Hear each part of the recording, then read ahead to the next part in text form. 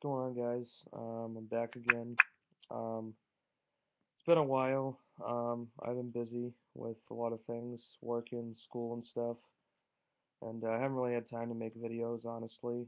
But today, I'm talking to you guys about the Celtics. Obviously, last night was a huge loss. Game 6 of the 2013 NBA playoffs, and what this video is really going to be about uh, is this the end of an era? Uh, Mainly when I say that, the era being Paul Pierce and Kevin Garnett. And to be quite honest, I mean, after this series against the Knicks, I mean, I'll admit they were down 3-0. They won the last two. Um, I really honestly thought that they could have won last night. I'm not going to sit here and say that they would have won the series, but I definitely think they could have won last night. Had they won last night, I probably would have given them a good chance to win Game 7. I don't think they would have been able to pull it off. Um, obviously, last night really wasn't a good offensive night for them as far as, in particular, the first quarter. They only scored 10 points. They just looked fucking awful on offense. It was a joke. And they just dug themselves in a hole. Um, they were doing pretty good, and then the fourth quarter came. And they were down, I think, 25, and it just, when they finally started to, click on all cylinders, and finally started to come back in the game, it was just too late. And obviously, I think Danny Ainge really has to think long and hard about this. If he really wants to bring back Paul Pierce and Kevin Garnett, because I think they can buy out Pierce next year for like 5 million or something like that, or they can just trade him. So obviously, since uh, the Big Three era, um, no, it's not the Big Three era, on the Kevin Garnett era. This is the first time in 6 years it's been since Kevin Garnett came here that the Celtics have been bounced out in the first round, which really says a lot, about age, obviously, because Pierce and Garnett really aren't, who they once were. They're shells of themselves. um, Garnett's gonna be what, 37? And I think Pierce is gonna be 36. So they are very old. And obviously they've been plagued with injuries this year, but I'll get to that in a minute. But as far as what Kevin Garnett has done for this organization, you guys know me, diehard Celtics fan, still wearing the Garnett jersey. Um, I've followed the Celtics for a long time, through thick and thin. You know, I'm not a bandwagon fan. I still watch all their games, even when they were sucking horribly. But obviously Garnett just changed everything when he came here. He changed the culture. He changed, the fan base. I mean, all the fans really started to, watch, the Celtics again. They had tickets were sold out every night.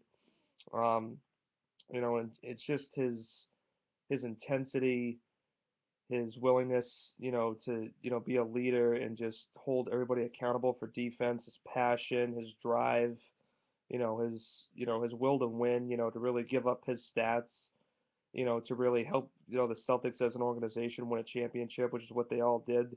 The first year they all came together, him, Ray Allen, and Paul Pierce. Obviously, I'm very happy that I got to, see that take place, see them win a championship together, which was great. It was one of the, probably one of the best championship runs I've seen in a long time. Um, and obviously they've come close over the last probably 3 to 4 years of winning that, the second championship. I can go back to the 2010 finals against the Lakers, when I really thought that whole series was rigged. If you guys don't agree with me, then you can go back and check the game tape on that. I would say that series was rigged. Um, I think the Celtics should have won that series, to be quite honest. But anyways, um, do I think that this is going to be the end for both of these guys? I mean, I would say right now it's probably 50-50. I know most Celtics fans would say, "Oh no, they're gonna come back," but how do you really come back after this? I mean, for being bounced out in the first round, I mean that's not like the Celtics at all. Age has caught up to them. I really think in particular Paul Pierce has really shown his age this year. I think his shot has kind of gone down a lot. He still has the playmaking ability. He still plays pretty decent defense.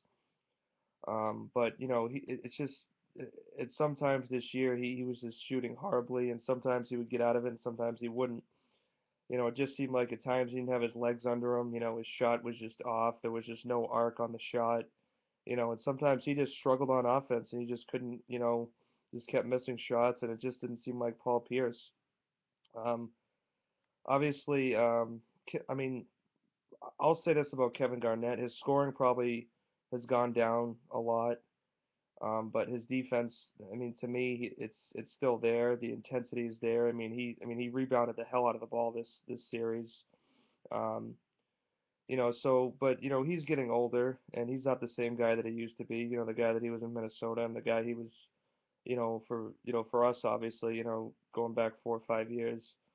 Um, but the Celtics need to do what's best for the organization because at the end of the day, I mean, the fans can bitch and moan all they want about how Kevin Garnett and Paul Pierce should retire as Celtics, and that's what I want. But Danny Ainge has to make the best decision for the team and what's going to be the best move going forward and looking towards the future. Where the Celtics are going to be 5, 6 years from now. You know, so obviously, I mean, I would say he's going to do what's best for the team because I mean, I think he cares what the fans think somewhat. Because if anything, I would much rather see Paul Pierce retire as Celtic. It's nothing against Kevin Garnett, but Pierce has just been through so much with this team, from the start of his career till now. I mean, all the shit he went through with, the rebuilding process, having just all these young guys and then just him, and him really sticking it out, and then him really asking for a trade before Danny Ainge got Kevin Garnett and Ray Allen. So obviously Pierce has probably paid his dues more than Kevin Garnett has. Um, but Kevin Garnett has probably said on more than one occasion um, that if Pierce leaves, that he'll probably waive his no trade clause.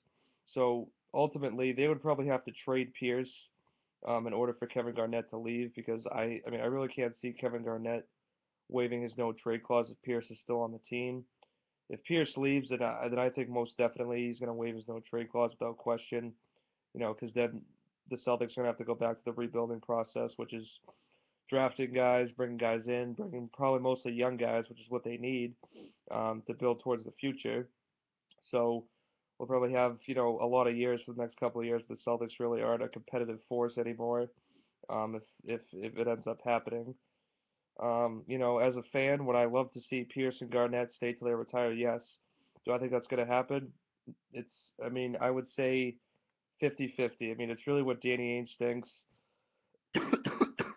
And I mean, I wouldn't be shocked if they're both not there next year. I mean, I really wouldn't, because now it's to the point where teams in the Eastern Conference and the Western Conference are just building towards the future. They're getting better. I mean, you look at the Heat, you look at the Knicks, look at the Pacers, the Nets. So I mean, the East was very thin this year as far as who was the best and who was the worst. I mean, there was really the Heat, and then I would probably say just everyone else, and that was pretty much it. I mean, I guess you could put the Pacers up there, um, you know, but at the end of the day, Danny Ainge is going to do what's best for the organization, um, and I want to just see these guys retire as Celtics. I mean, they've done so much for this team, so much for the fans. I mean, I mean, it's just been great basketball these last 6 years. I mean, it really has. It's been incredible to watch. I've enjoyed going to all the games that I have over the years, watching these guys play, and Ray Allen when he was here. Um, and Garnett's just so loyal to this organization. Um, and he's done so much for us. And KG is one of the best. He's a Hall of Famer. Paul Pierce is a Hall of Famer. But it's really up to Danny Ainge, and I mean, I wouldn't be shocked if they are both gone next year, if they go in a different direction. And I wouldn't be shocked if they both stay. But the chances of that happening, I mean, I don't know. I say it's 50-50. Um, so that's really what I think about that. I mean, I want to see him retire, but I'm not going to be shocked if they are both traded. They've done so much, for the Celtics as an organization. Um, and Garnett's one of the best, Pierce is the best. Um, but as far as people saying, okay, the reason the Celtics didn't win the series against the Knicks is because they've been plagued by injuries, which to an extent has played a part in that. I mean, because I think it would be different if we had Jared Sullinger. Who else? If Barbosa didn't go down and we didn't trade him, um, and Rondo obviously. But I'm not going to talk. Well, I guess I might as well talk about Rondo for a couple minutes. People have said that if Rondo was in the series against the Knicks, it would be an entirely different series. The Celtics would have won the series. Blah blah blah. I mean, if you guys have been watching me long enough, I mean, I don't think I say this enough, but I personally think that Rondo is overrated as a point guard. I think he's a good point guard. He has come a long way. But I think people forget that we were 3 games under 500 when he was our point guard. So I really don't think it would have made a difference. I think Rondo's a ball hog from watching a lot of his games.